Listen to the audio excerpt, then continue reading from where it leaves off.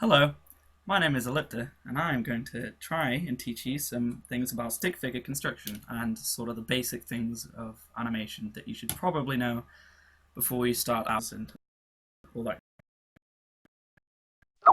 all that good stuff. So I've prepared a little page here in preparation, so I'll know exactly what I'm doing and I won't forget because I have a horrible memory. So okay, the first thing you need to know, stick figure construction. This is pretty simple, but it takes some time to get used to. I know a lot of people who are still struggling with this and getting their heads around all the different sort of mini rules and things you might need to know to get this down early on, and it does help if you learn this properly. So, first thing you need to know is that every stick figure has 10 limbs. It has the back, I guess biceps, forearms, the thighs, and then these bits, I don't know what these are called. So 10 limbs, and then the head, I guess. And it's pretty much divided into where the elbows and knees are, and the torso, and sort of the joints of the body. So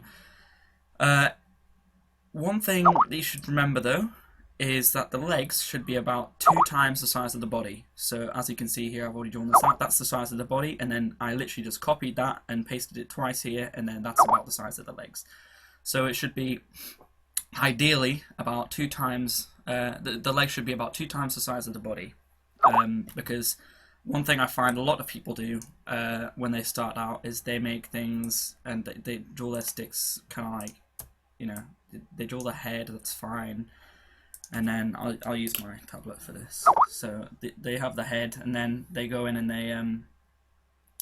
they do this, draw a gigantic body, and then kind of small legs, and maybe like this, like that, which I guess is okay for your first animations, but it's probably better if you start and learn these rules. I guess these rules that I've not come up with, obviously, but just the sort of unwritten rules. So yeah, the legs should be about 2 times the size of the body. Another sort of mini rule is that the arms should go down to about 1/4 of the size of the thigh. So as you can see here, mine are a bit long, but that's about the size that you want the arms to go down. So don't be drawing them like sort of like that, or you know, and ways like that. So just, it's about, if you're going to draw them straight, they'd probably go down like sort of like that, really. But that's kind of style, I guess. There is some like style. Some people draw them really far down, you know, like they draw them like, you know, all the way down to the knees. Maybe some people draw them smaller. But you know, that's preference. But usually, you draw them about there on the thighs. And finally, try and make the shoulders join at the top of the back. So here, as you can see here, like, it's probably better if you try, because I use line tool, but it's the same with brush. If you're going to draw a stick figure, like, one thing I would recommend doing is, so you draw your head, you draw your body, you got your legs, blah blah blah. Some people, they draw them with necks. I know that's anatomically that's correct, right? Humans have necks, but stick figures generally don't. I mean, if you can name me one animator who draws stick figures and they have necks, then, you know, kudos to you. But I think you'll find most people, they draw them the arms starting at this point on the head, and that's pretty much the correct way, because it just looks a bit weird if you have a neck, because they're not really made to have necks. They're sort of more cartoony than human, and to be honest, they're only really lines, so you don't have to be, you know, drawing necks on stick figures, because generally it doesn't look great. But I don't know, again, that could come with style, but I personally have found that don't draw necks, because it looks a little weird, but that will come in practice.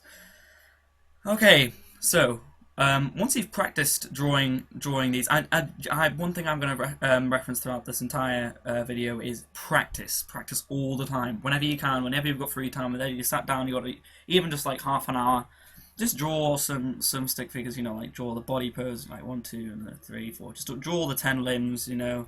Just get used to drawing that, because your body will get used to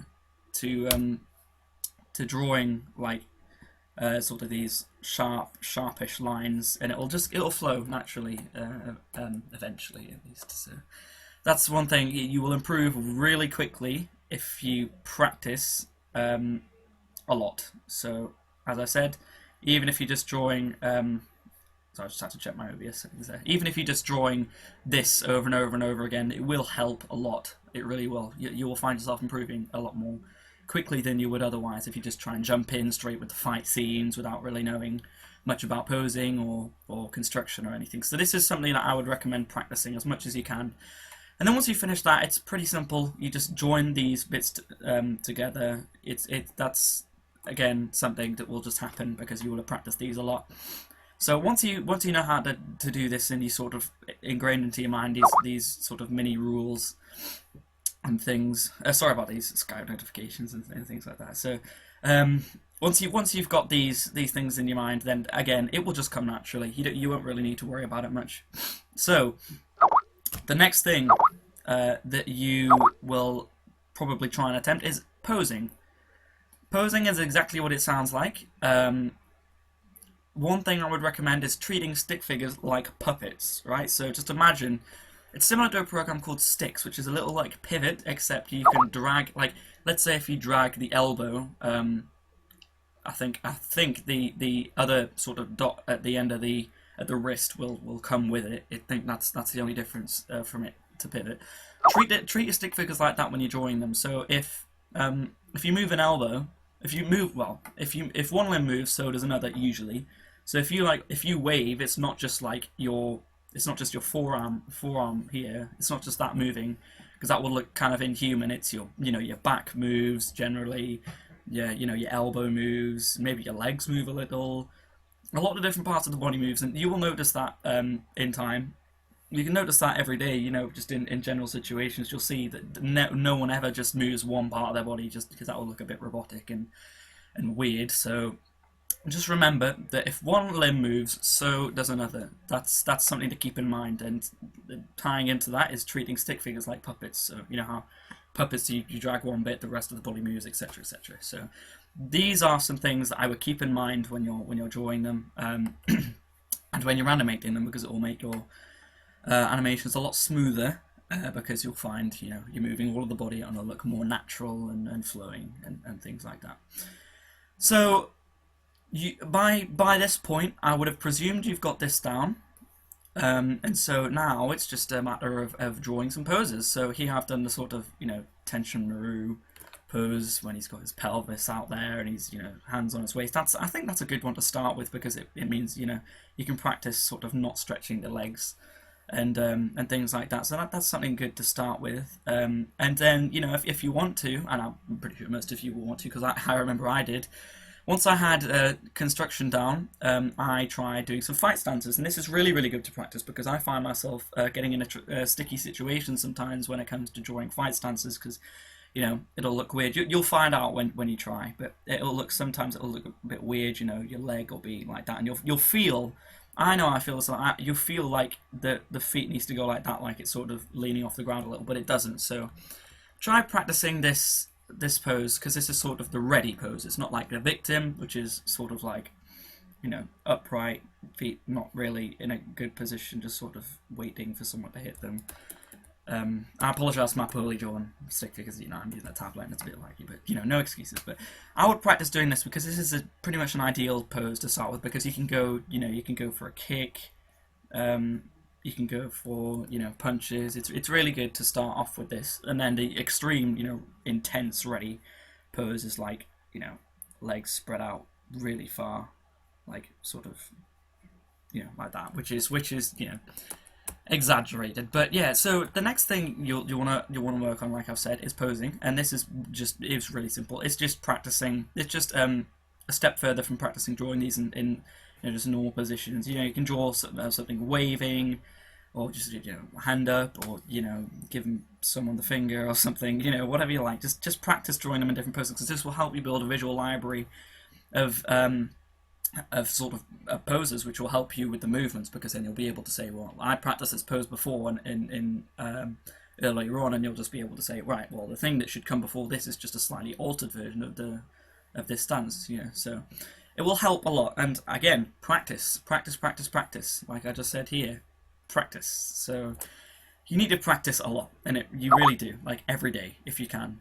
I practice every day. I mean, I don't usually give myself any excuses. I will just sit and draw, or you know, just do the occasional fight scene. I know all of you will be desperate to get to fight scenes. I know, because I was when I started, and so was everyone else. And we all want to just animate a fight scene.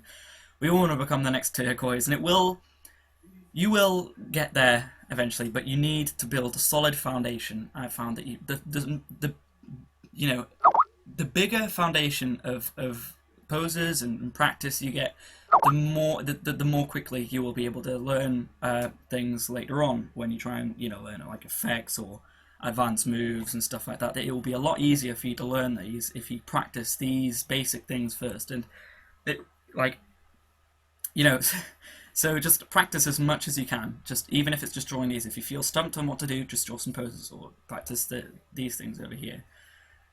Because it will help. Okay, finally, the last thing I'm going to say is your first animation, right? In big words.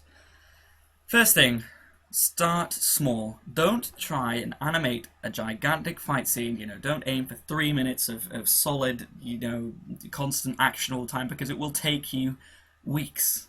And I'm not saying that because you'll be inexperienced, because there's no such thing as bad animators, it's just inexperienced, and that's something that a lot of people misunderstand. You know, you don't call someone bad, you call someone, you know, just inexperienced. You don't really call them anything. You try and help them improve, in my opinion, anyway. So yeah, just start small. Don't try and attempt something big, because the likelihood is you'll trip over a lot of different obstacles. And I mean, it's fine if you want to try and learn how to overcome those, but it's best if you practice first. Attempt, you know, sort of small things and then build up to bigger things, which is what I've done. You know, I started with fight scenes. Well, I started with just basic things, and I just moved on to a little fight scene, a little practice, and then I moved on to I don't know, sort of the intro that I'm making for my collab, which is this thing. It's all cinematic and lovely and nice and everything. So yeah, just start small. Do start small, because that's a really good way to build up your knowledge of movements and just get better gradually and gradually, because it is a very gradual process. Nothing ever takes a couple of minutes to finish, you know. Even Turquoise and Hyun, when they do sort of those little test things, they take around an hour usually, I think, if you look at the timestamp on his videos. Yeah, so start small. And I've even drawn a little example here, a little kawaii example. Even if it's just a wave, you know, you can just sort of, because there's actually quite a lot of things involved in making a wave, because the whole body moves almost. It's like this back moves this way, the arm obviously moves this way, and the elbow moves this way as well. Then the head tilts that way as well. So there's actually quite a lot of things involved in a wave, and if you can get that sorted, if you can get a good waving motion down, then you will be pretty much set for later, more advanced things, you know, like, you know. So yeah, that's even if it's just a wave or jumping or something, then attempt it, because the more you practice, the more quickly you'll be able to improve. Which brings me on to my next thing.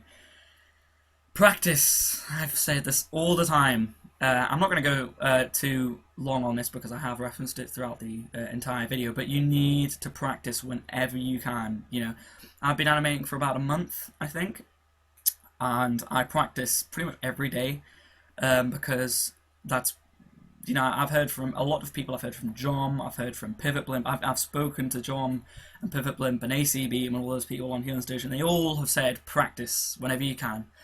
And they are completely right, because I know the self-taught animators like Howard Wimhurst. You guys will have no idea who he is, but I might put a link in the description to his YouTube channel, because he is really, really, really high quality. He produces some amazing stuff, and he is self-taught. That's right, he is self-taught. He taught himself, and he only did that by practice. He experimented with things, he tried new techniques, and that brought him to the place where he is, and he's an amazing full-body animator. He is really, really good. So I'll probably put a link to his channel in the description just so you can check him out. But yeah, practice whenever you can. You get 20 minutes on your laptop or desktop or whatever you use, or half an hour, you know, just practice. Even if it's just drawing stick figures, that's fine. Or if you don't want to do stick figures, that's also fine. Just draw full body, learn some anatomy. I mean, I can't really teach that because I'm not very good at full body, but Just, practice whenever you can. I can't emphasize that enough. It's also here as well. Practice whenever you can. I can't stress this enough. Persevere. You will come over a lot of. You will trip over a lot of obstacles in your time when you animate, because I remember I trip over a lot of things, and I still do. I trip over a lot of different things, and this kind of ties into this one, which is ask questions, but you need to persevere with what you're doing. You will never reach anywhere if you just sort of, you get to the first hurdle and you're like, oh, I can't do this, I'm quitting animation or something. Because you won't learn anything by quitting at that first obstacle. I mean, I came across a lot of different problems, and I still do. As I said, I come across a lot of different,